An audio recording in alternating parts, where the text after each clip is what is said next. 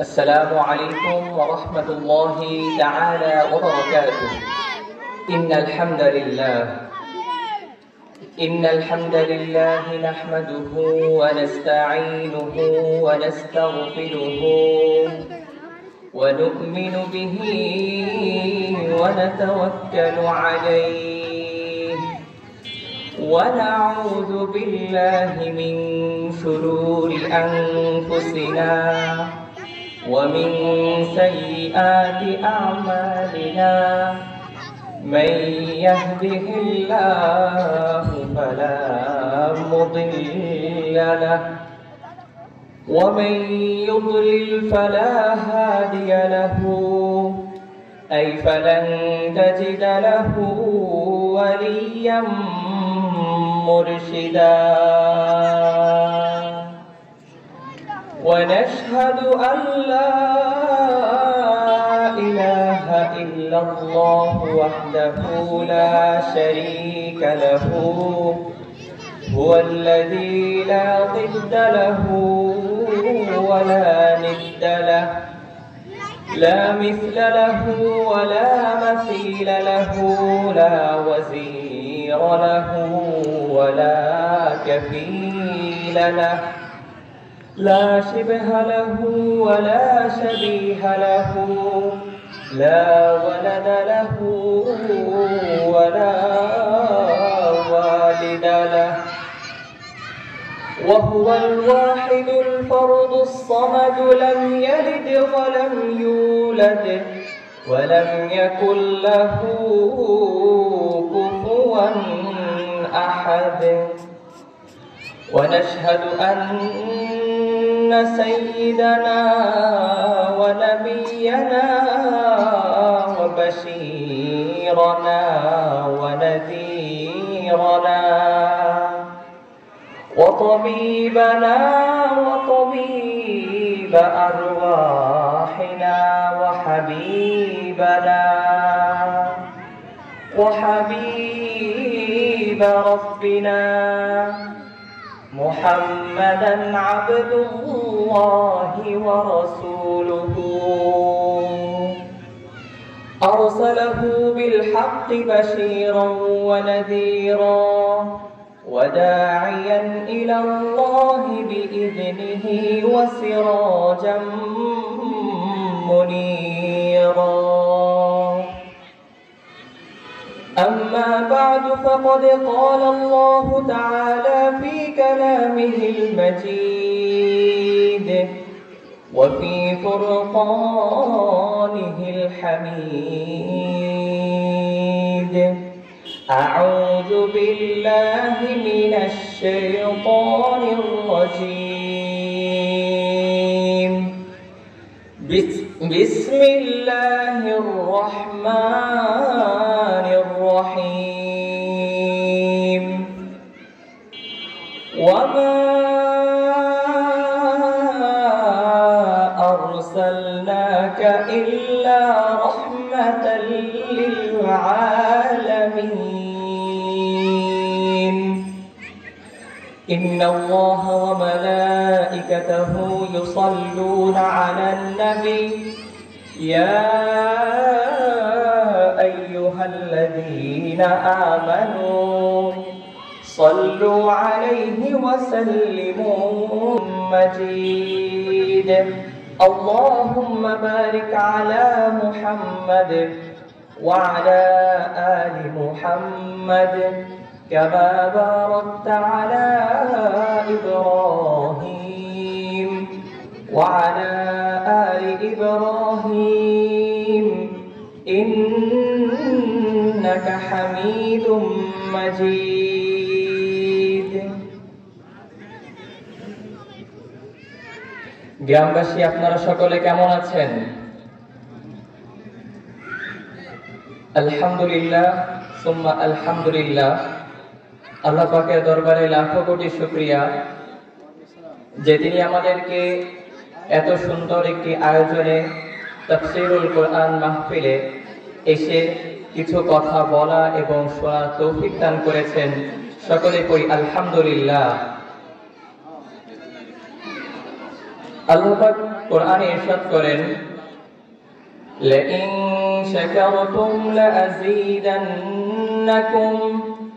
ওয়া লাইন তুমি আমার নিয়ামতের, আমার রহমতের যথাযথ শুকরিয়া আদায় করো, তবে আমি আমার নিয়ামত রহমত তোমার উপরে আরো বাড়িয়ে দিব। আর যদি আমার নিয়ামত পেয়ে আমার নিয়ামতের নাশুকরি করো, আমার নিয়ামতের শুকরিয়া আদায় না করো, তবে জেনে রাখো, শুনে রাখো, ইন্না আযাবি লাশাদীদ, নিশ্চয়ই আমার আযাব বড় কঠিন।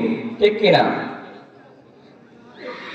সেজন্য আমাদের উচিত আল্লাহ পাক আমাদেরকে সুস্থ অবস্থায় সকল পেরেশানি থেকে মুক্ত করে আমাদেরকে তাফসীরুল কোরআন মাহফিলে এসে কিছু কথা বলা এবং শোনার তৌফিক দিয়েছে। সেজন্য আল্লাহ রাব্বুল আলামিনের দরবারে লাখো কোটি শুকরিয়া জানানো। আমরা সকলে পড়ি আলহামদুলিল্লাহ। হামদান কাসীরান তাইয়িবান মুবারাকান ফীহি ইয়া রাব্বি লাকাল হামদু কামা ইয়ানবাগি লিজালালি ওয়াজহিকা ওয়া আযীমি সুলতানিকা। লাকাল হামদু বিল ঈমান, লাকাল হামদু বিল ইসলাম, লাকাল হামদু বিল কুরআন। رب اشرح لي صدري ويسر لي أمري واحلل عقدة من لساني يفقه قولي। মুহতারাম হাজিরিন, আজ আমরা কথা শুনব মহাবিশ্বের মহাবিশ্বয় মহাগ্রন্থ পবিত্র আল কোরআনুল কারীম থেকে এবং জানার চেষ্টা করব কোরআনের আলোকে, কোরআনের দৃষ্টিতে সাইয়্যিদুল আম্বিয়া খাতামুন নবিয়্যিন জনাবে মুহাম্মদুর রাসূলুল্লাহ সাল্লাল্লাহু আলাইহি ওয়াসাল্লাম তিনি কেমন ছিলেন, কি ছিল তার বৈশিষ্ট্য এবং তিনি কি রেখে গেছেন এই উম্মতের জন্য ইনশাআল্লাহ সুবহানাহু ওয়া তাআলা। মুহতারাম হাজিরিন, আল্লাহ পাক কোরআনুল কারীমের ছোট্ট একটি সূরা সূরাতুল আম্বিয়া, যে সূরাটাকে আল্লাহ তাআলা নবীদের জন্য ডেডিকেট করে নাযিল করেছেন।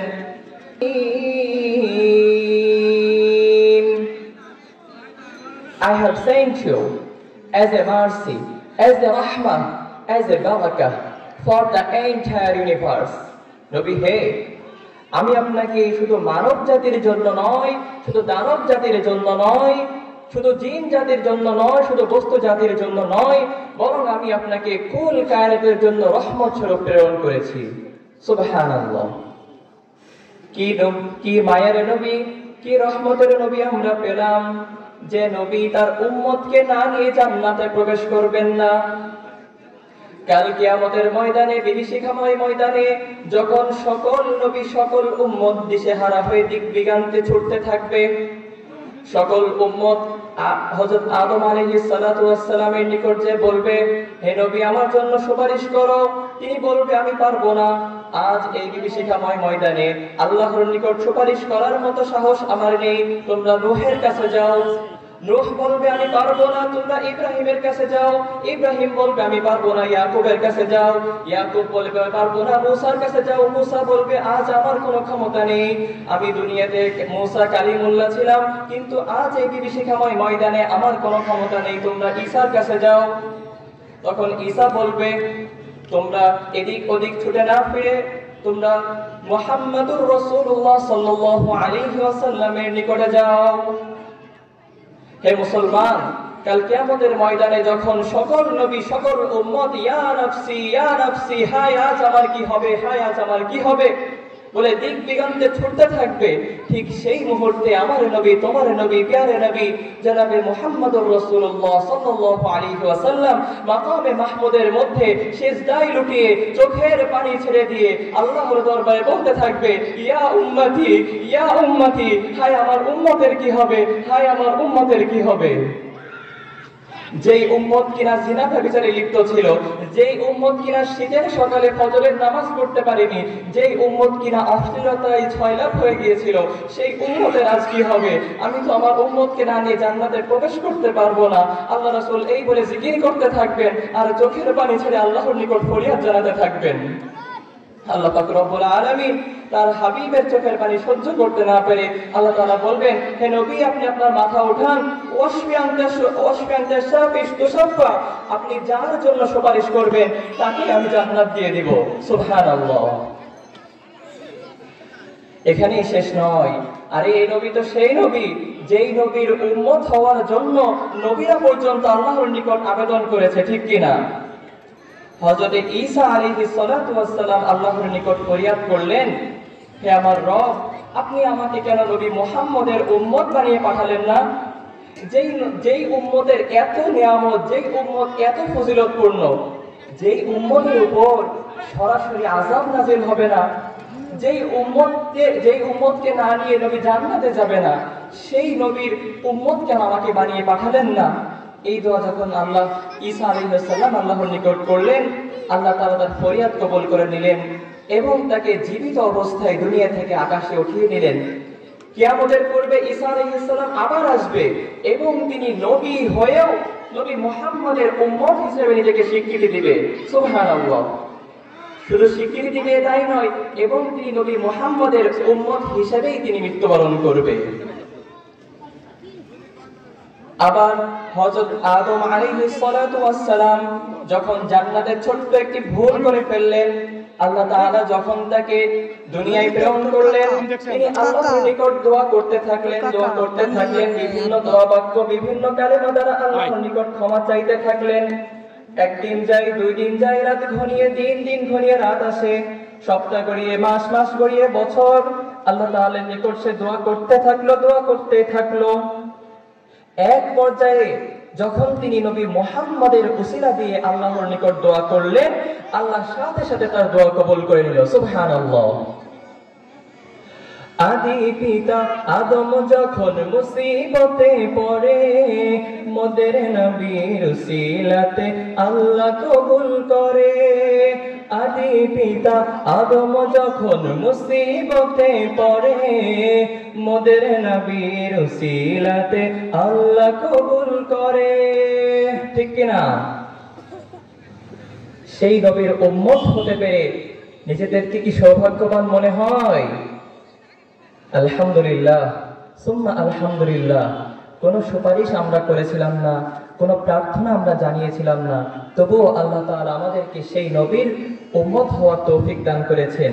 তাই আমাদের উচিত, তার এই সমাজ থেকে যদি আমরা মুক্তি চাই, যদি আমরা মুক্তির দিশা চাই, তবে আমাদেরকে জানতে হবে নবীর জীবনী, আমাদেরকে জানতে হবে তিনি কিভাবে সমাজ ব্যবস্থা পরিচালনা করেছেন, তিনি কিভাবে রাষ্ট্র কায়েম করেছেন, তিনি কিভাবে অর্থনীতি কায়েম করেছেন। তাহলেই আমাদের এই সমাজে আবার মুক্তি ফিরে আসবে ইনশাআল্লাহ সুবহানাহু ওয়া তাআলা। মুহতারাম হাজিরিন, আরবের দুলাল তাজদারে মদিনা সরদারে দো আলম জনাবে মুহাম্মদুর রাসূলুল্লাহ সাল্লাল্লাহু আলাইহি ওয়াসাল্লাম যখন এই ধরাধামে আগমন করেন, তখন এই দুনিয়া ছিল অন্ধকারে নিমজ্জিত। হযরত ঈসা আলাইহিস সালাতু ওয়াস সালামের ঊর্ধ্বগমনের মাত্র 500 বছরের মধ্যে এই দুনিয়ার মানুষ পশুতে পরিণত হয়ে গিয়েছিল। জিনা, ব্যভিচার, কেতাল, ফাসাদ এত পর্যায়ে পৌঁছে গিয়েছিল যে তার চরম পন্থায় পৌঁছে গিয়েছিল। নারী পুরুষের ব্যাপক ব্যবধান শুরু হয়ে যায়। নারীদেরকে জাহিলিয়া যুগেতে কলঙ্ক জ্ঞান করা শুরু করা হয়। আরে সবচেয়ে বড় বর্বরতার কথা তো এই, যদি কোনো কন্যা সন্তান কোনো ঘরে জন্মগ্রহণ করত, তখন সেই বাবার চোখে দুশ্চিন্তার লেশিকা নেমে আসতো। সেই বাবা দুশ্চিন্তা করে থাকতো, হায় আমার এখন কি হবে। কারণ সেই বর্বরতার যুগে এই নিয়ম করা হয়েছিল যে কোনো কন্যা সন্তান যদি কোনো ঘরে জন্মগ্রহণ করে, তবে সেই কন্যা সন্তানকে জীবিত দাফন করতে হবে। নাউযুবিল্লাহ। একজন বাবার জন্য, একজন মায়ের জন্য এর চেয়ে দুঃখজনক আর কি হতে পারে? যেই মা তাকে 10 মাস গর্ভে ধারণ করলো, এরপরে প্রসব বেদনা সহ্য করে তাকে প্রসব করলো, যেই বাবা তাকে এক নজর দেখার জন্য এত আগ্রহে ছিল, সেই সন্তানকে সে কিভাবে দাফন করবে? আবার দাফন না করেও তো কোনো উপায় নেই।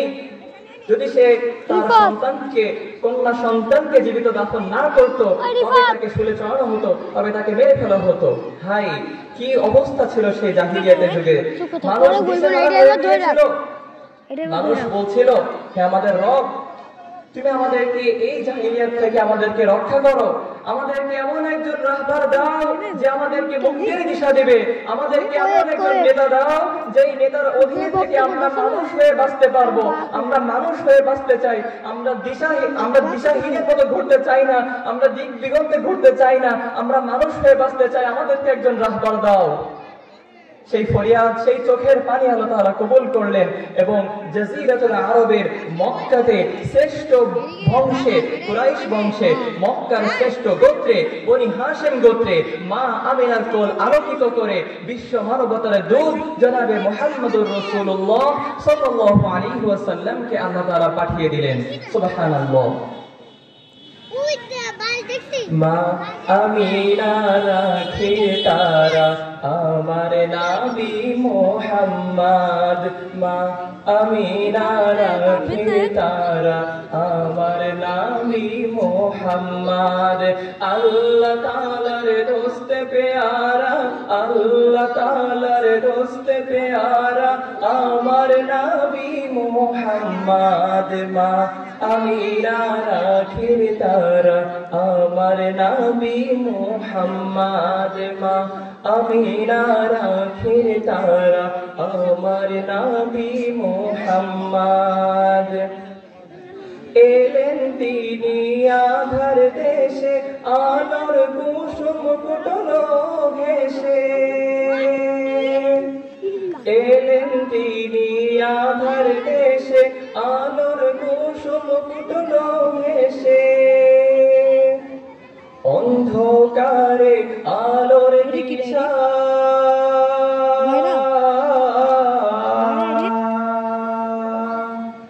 অন্ধকারে আলোর দিশা, অন্ধকারে আলোর দিশা আমার নবী মুহাম্মদ। মা আমিনা রাখে তারা আমার নবী মুহাম্মদ। মা আমিনা রাখে তারা আমার নবী মুহাম্মদ। সুবহানাল্লাহ। মুহতারাম হাজিরিন, তিনি এই সংকটপূর্ণ সময়ে জনাবে মুহাম্মদুর রাসূলুল্লাহ তিনি এই ধরাধামে আগমন করে সকল অন্যায় সমাজ থেকে বিমোচন করলেন। তিনি ভাইয়ের ভেদাভেদকে মোচন করে দিলেন। তিনি নারী পুরুষের যে ব্যবধান ছিল সেই ব্যবধানকে দূরীভূত করলেন। তিনি পশুরূপে মানুষগুলোকে সোনার মানুষে পরিণত করলেন। তিনি জাহিলিয়াতের যুগে যেই নারীকে কলঙ্ক জ্ঞান করা হতো সেই নারীর মর্যাদাকে তিনি সমন্বিত করলেন, সেই নারীর মর্যাদাকে তিনি সর্বোচ্চ পর্যায়ে পৌঁছে দিলেন। নবী সাল্লাল্লাহু আলাইহি ওয়াসাল্লাম ইরশাদ ফরমান, আল জান্নাতু তাহতা আকদামিল উম্মাহাত, মায়ের পদতলে সন্তানের বেহেশত। আচ্ছা বলেন দেখি, যার পদতলে বেহেশত থাকবে তার মর্যাদা ঠিক কতটুকু? আল্লাহ রাসূল এই বাণী দ্বারা বোঝাতে চাইলেন যে তোমরা তোমার মায়ের মর্যাদা করো, মায়ের সম্মান করো, তবেই তোমরা জান্নাত পেয়ে যাবে। সুবহানাল্লাহ। আর প্রত্যেকটা নারীর মধ্যেই কি মা সত্তা বিদ্যমান নয়? তাহলে এই বাণীর দ্বারা কি সকল নারীকে মর্যাদাবান করা হয়নি? তাহলে এরপরেও যে কুলাঙ্গার বলবে আমার নবী নারী বিদ্বেষী ছিল, এরপরেও যে কুলাঙ্গার বলবে ইসলাম নারী জাগরণের পথে বাধা, এরপরেও যে কুলাঙ্গার আমাদেরকে উগ্রবাদের কথা শুনবে, সেই কুলাঙ্গারের ঠাঁই এই বাংলার জমিনে হবে না, হবে না, হবে না। মুষ্টিবদ্ধ হাতে তাকে আমাদেরকে রুখে দিতে হবে ইনশাআল্লাহ। শুধু এখানেই শেষ নয়, নারী জাতির মর্যাদাকে আল্লাহ রাসূল কতটা উন্নীত করেছেন। এক সাহাবী নবী সাল্লাল্লাহু আলাইহি ওয়াসাল্লামের নিকট এসে জিজ্ঞাসা করলেন, হে আল্লাহর রাসূল, আপনি আমাকে বলে দিন আমার সর্বোত্তম ব্যবহার পাওয়ার সর্বোত্তম অধিকারীকে? আল্লাহ রাসূল বললেন, তোমার মা। এরপরে সাহাবী আবার একই প্রশ্ন করলেন, এরপরে আমার উত্তম ব্যবহারের অধিকারীকে? তিনি বললেন, তোমার মা। এরপরে আবার সাহাবী একই প্রশ্ন করলেন, আল্লাহ রাসূল তারপরেও বললেন, তোমার মা। অর্থাৎ আল্লাহ রাসূল তিনবার মায়ের কথা উল্লেখ করলেন যে তোমার সর্বোত্তম ব্যবহার পাওয়ার সর্বোত্তম অধিকারী হচ্ছেন তোমার মা। এরপরে সে সাহাবী পুনরায় যখন এই প্রশ্ন জিজ্ঞাসা করলেন তখন চতুর্থবারে আল্লাহ রাসূল বললেন, তোমার বাবা। তাহলে আমরা বুঝতে পারি ইসলাম সদা সর্বদাই নারীর মর্যাদাকে সমুন্নীত করেছে, ঠিক কিনা? হ্যাঁ, শুধু স্রোতে গা ভাসালেই চলবে না, ইসলামের কষ্টি পাথর কোরআন হাদিসের আলোকে আমাদেরকে জানতে হবে, কোরআন হাদিসের আলোকে আমাদেরকে বুঝতে হবে, স্রোতে গা ভাসালে চলবে না। মুহতারাম হাজিরিন, জনাবে মুহাম্মদুর রাসূলুল্লাহ সাল্লাল্লাহু আলাইহি ওয়াসাল্লাম তিনি ছিলেন বাতিলের আতঙ্ক। কোন কাফের তাকে দেখা মাত্রই সে ভয়ে থরথর করে কাঁপতে থাকতো, কোন কাফের তাকে দেখা মাত্রই তার অন্তরে ভয় ঢুকিয়ে দিত কে? আল্লাহ। কোন কাফের তাকে দেখা তো দূরের কথা, আল্লাহ রাসূল যে জায়গায় আছে সেই জায়গার 1 মাইল দূরত্বে যদি কোনো কাফের প্রবেশ করত, তাহলেই সে আল্লাহর রাসূলের ভয়ে থরথর করে কাঁপত। আমরা দেখতে পারি ফিলিস্তিনে আরাকানে মুসলমানরা যুগ যুগ ধরে মার খাচ্ছে, কিন্তু সেখানে সেই সংঘ সেই সংগঠনের কোনো পর্যাপ্ত পদক্ষেপ আমরা গ্রহণ করতে দেখিনি। সুতরাং আমার বাংলায়ও তো সেই শান্তি প্রতিষ্ঠানগুলোর সংগঠনগুলোর কোনো শান্তি আমাদের দরকার নাই। শান্তি তো সেই পথে, যেই পথ আমাদের নবী সাল্লাল্লাহু আলাইহি ওয়াসাল্লাম বাতলে দিয়েছেন, সেই পথে যদি আমরা থাকতে পারি, সেই পথে যদি আমরা চলতে পারি, ইহদিনাস সিরাতাল মুস্তাকিমের পথে যদি আমরা চলতে পারি, তবেই আমরা শান্তির মধ্যে থাকতে পারবো, সুষ্ঠুভাবে থাকতে পারবো, সুন্দরভাবে থাকতে পারবো। নবী সাল্লাল্লাহু আলাইহি ওয়াসাল্লাম তার পুরোটি জীবন বিশ্ব শান্তি প্রতিষ্ঠায়, মানুষের মুক্তি নিশ্চিত করতে, মানুষের অধিকার নিশ্চিত করতে কাটিয়েছেন। নবী সাল্লাল্লাহু আলাইহি ওয়াসাল্লাম যখন হাঁটি হাঁটি পা পা করে শৈশব পেরিয়ে কৌশলে পদার্পণ করেন, যখন তিনি টকবকে যুবক, তখন তিনি মক্কার যুবকদেরকে নিয়ে একটি সংগঠন তৈরি করেন, যার নাম হারাকুল ফুদুল, বাংলায় যাকে আমরা হিলফুল ফুজুল নামে জানি। এই সংগঠনটির মূল উদ্দেশ্য ছিল, একমাত্র লক্ষ্য ছিল, সকল অন্যায় অবিচারকে রোধ করে মানুষের শান্তি প্রতিষ্ঠা করা, মানুষের অধিকার নিশ্চিত করা। ঠিক কিনা? আল্লাহ পাক আমাদেরকেও এইরকম সংগঠন করে মানুষের মুক্তি নিশ্চিত করা, মানুষের অধিকার নিশ্চিত যেন আমরা করতে পারি, আল্লাহ পাক আমাদেরকে সেই তৌফিক দান করুন।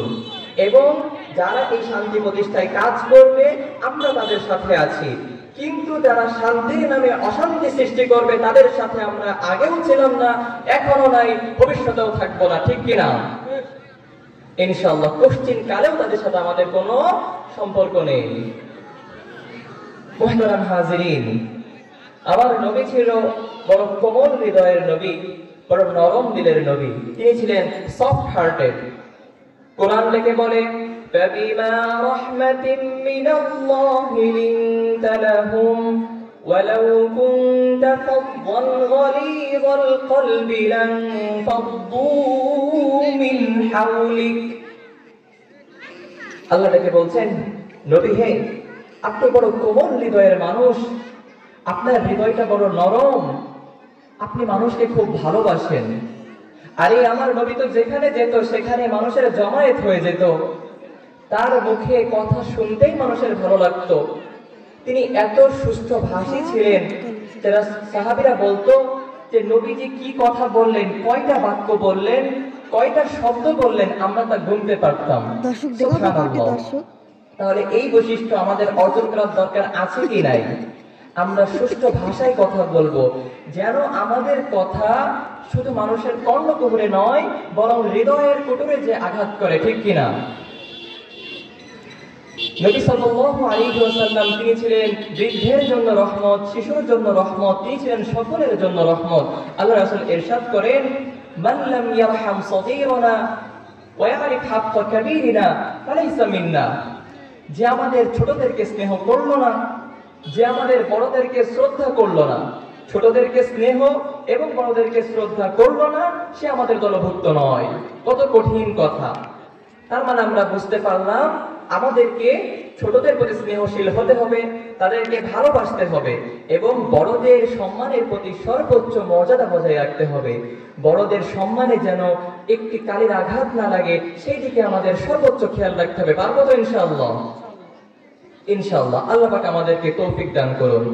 রাসূল সাল্লাল্লাহু আলাইহি ওয়াসাল্লামের সামনে দিয়ে যখন কোনো বাচ্চা হেঁটে যেত, আল্লাহ রাসূল তার মাথায় হাত বুলিয়ে দিতেন।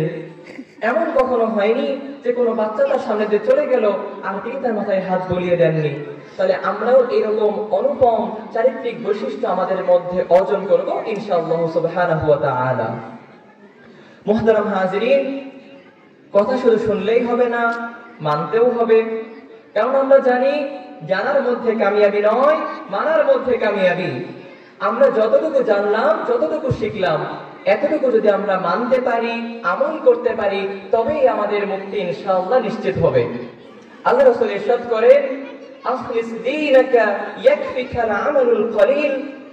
তুমি তোমার দ্বীনকে, তুমি তোমার ইসলামকে দৃঢ় করো। আল্লাহর প্রতি বিশ্বাস, নবীর প্রতি বিশ্বাস, শেষ দিনের প্রতি বিশ্বাস, রাসূলের প্রতি বিশ্বাস, কিতাবের প্রতি বিশ্বাসকে তুমি দৃঢ় করো। তোমার অল্প আমল তোমার নাজাতের জন্য যথেষ্ট হয়ে যাবে। সুবহানাল্লাহ। তাহলে আমরা কথা বলবো কম, কিন্তু আমল করব বেশি। আল্লাহ রাসূল ইরশাদ করেছেন, খুতবাতুকুম তাওয়ীলা ওয়া সালাতুকুম কাসীরা, যে কিয়ামতের একটি আলামত হচ্ছে তোমাদের খুতবা, তোমাদের বয়ান, তোমাদের বক্তৃতা বড় হয়ে যাবে, দীর্ঘায়িত হয়ে যাবে, আর তোমাদের নামাজ হয়ে যাবে ছোট। এর দ্বারা উদ্দেশ্য কি? যে আমরা মূল বিষয়কে খাটো করে, মূল বিষয়টাকে ছোট করে, আনুষঙ্গিক বিষয়ের উপরে বেশি মর্যাদা দিব, বেশি গুরুত্ব দিব। এটা ঠিক নয়। যেটা আমাদের মূল, সেটার প্রতি আমাদেরকে বিশেষ লক্ষ্য রাখতে হবে।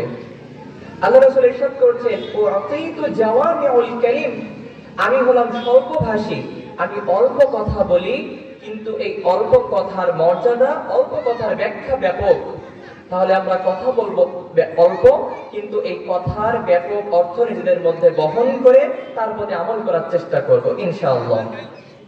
তাহলে আমরা আজকে মূল বিষয় যেগুলো শিখলাম, সদা সর্বদা আল্লাহর শুকরিয়া আদায় করব।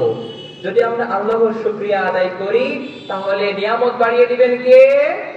আল্লাহ।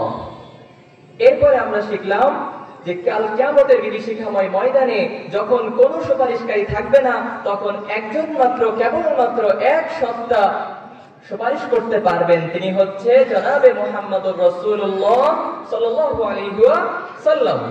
তাহলে যদি আমরা তার সুপারিশ পেতে চাই, তাহলে আমাদের কি করতে হবে? তার আদর্শে আদর্শবান হতে হবে। এরপরে আমরা জানলাম যে রাসূল সাল্লাল্লাহু আলাইহি ওয়াসাল্লাম নারী জাতির মর্যাদা উন্নয়নে, নারী জাতির মর্যাদা সমুন্নীতকরণে তিনি সদা সর্বদা চেষ্টা করে গিয়েছেন এবং তিনি এটা প্রতিষ্ঠা করেছেন। যেই নারী জাতিকে জাহিলিয়াতে কলঙ্ক জ্ঞান করা হতো, তাহলে আমরা এই বিষয়ে সচেষ্ট থাকব। নারী জাতির কলঙ্ক যদি কোথাও করা হয়, নারী জাতির মর্যাদা যদি কোথাও লঙ্ঘন হয়, আমরা সেখানে রুখে দাঁড়াবো ইনশাআল্লাহ। এরপরে আমরা সাল্লাল্লাহু আলাইহি ওয়াসাল্লাম মক্কার শ্রেষ্ঠ বংশে এসেছে। বংশের নাম কুরাইশ। আর কোন গোত্র? শ্রেষ্ঠ গোত্র বনি হাশেম গোত্রে। তিনি এসে এই ধরাধামের সকল আধারকে বিমোচন করেছেন। এরপরে আমরা জানলাম আমার নবী সাল্লাল্লাহু আলাইহি ওয়াসাল্লাম বিশ্ব মানবতার মুক্তির দূত ছিল। তিনি বিশ্ব শান্তি প্রতিষ্ঠায় কাজ করে গিয়েছেন, যুবকদেরকে নিয়ে তিনি কাজ করে গিয়েছেন। সুতরাং আমাদের উচিত এরকম সুন্দর কাজ করা, যুবকদেরকে ইসলামের খেদমতে কাজে লাগানো। আজ বাঁশবাড়িয়া যুব কল্যাণ আয়োজনে যে তাফসীরুল কোরআন মাহফিল হয়েছে, এটা অত্যন্ত ভালো বিষয়, অত্যন্ত সাধুবাদ বিষয়। আমরা তাদের জন্য দোয়া করি এবং আমরা আশা রাখবো এই যুব কল্যাণ যেন তাদের কাজকে আরো ব্যাপক করে। যেমন কোন ভাই ভাই যখন দ্বন্দ্ব হবে, আমরা সেই দ্বন্দ্ব বিমোচন করে দিব। যখন কোন ফিতনা ফাসাদ দেখবো, আমরা দাঁড়িয়ে দাঁড়িয়ে মজা না দেখে আমরা তাদেরকে রোধ করব। এভাবে বিভিন্ন সামাজিক কাজে আমরা লিপ্ত হব। আমাদের নবীর কিন্তু এই গুণটা ছিল যে তিনি মধ্যস্থতাকারী ছিল। তিনি ভালো মধ্যস্থতা করতে পারতেন। ভাই ভাই কখনো দ্বন্দ্ব হলে তিনি নিরসন করতেন। আমরা বড় ঘটনা জানি, হাজরে আসওয়াদের যে মারামারি লেগে যাচ্ছিল, সেই মারামারিকে তিনি রোধ করে তিনি সুন্দরভাবে, সুষ্ঠুভাবে হাজরে আসওয়াদ স্থাপন করেছিলেন। তাহলে আমরা আরেকটা বৈশিষ্ট্য পাইলাম যে আমরা উত্তম মধ্যস্থতাকারী হব। এরপরে আমরা জেনেছি রাসূল সাল্লাল্লাহু আলাইহি ওয়াসাল্লাম ছিলেন কোমল হৃদয়ের মানুষ, তিনি ছিলেন রম্যভাষী, তিনি ছিলেন শুদ্ধ ভাষী। আমরা নিজেদের মধ্যে সেই গুণ অর্জন করার চেষ্টা করব। আমাদের মুখের কথা যেন হয় খুব নরম, আমরা যেন মানুষের সাথে হেসে কথা বলি, মানুষ যেন আমাদের সাথে একবার কথা বলার পর আবার কথা বলতে আগ্রহী হয়। আমরা চেষ্টা করবো ইনশাআল্লাহ। আল্লাহ তাআলা তুমি কবুল করো। মুহতারাম হাজিরিন, যে কথাগুলো শুনলাম, আপনাদের কর্ণকুহরে যে কথাগুলো পৌঁছলো, যদি আমরা এই কথাগুলোকে আমল করতে পারি, নিজেদের জীবনে বাস্তবায়ন করতে পারি, তবেই আজকের এই তাফসীরুল কোরআন মাহফিল সফল, তবেই এই যুবকদের শ্রম সফল, তবেই আমাদের অর্থ সফল। আল্লাহ তাআলা তুমি কবুল করো। মুহতারাম হাজিরিন, কোরআন সুন্নাহের আলোকে কথা বলার চেষ্টা করেছি। যতটুকু যা বললাম কোরআন সুন্নাহের আলোকে বললাম, মন গড়া কথা পরিহার করার চেষ্টা করেছি। তবুও মানুষ ভুলের ঊর্ধ্বে নয়। যদি কোনো ভুল বলে থাকি, ইসলামের কষ্টি পাথর কোরআন ও হাদিসের আলোকে যদি সেটা ভুল হয়ে থাকে, অবশ্যই সেটাকে দূরে ফেলে দিবেন এবং যেটা সঠিক, যেটা হক, যেটা সুন্দর, সেটা মানার চেষ্টা করবেন ইনশাআল্লাহ। আল্লাহ তাআলা আমাদেরকে তৌফিক দান করুন। সকলে ভালো থাকবেন, সুস্থ থাকবেন, সুন্দর থাকবেন। আল্লাহ তাআলা আমাদেরকে তৌফিক দান করুন। সকলে পড়ি আমিন। সুবহানাকাল্লাহুম্মা ওয়া বিহামদিকা আশহাদু আল্লা ইলাহা ইল্লা আনতা আস্তাগফিরুকা ওয়া আতুবু ইলাইক ওয়া মা আলাইনা ইল্লাল বালাগ। ওয়াসসালামু আলাইকুম ওয়া রাহমাতুল্লাহি তাআলা ওয়া বারাকাতুহু।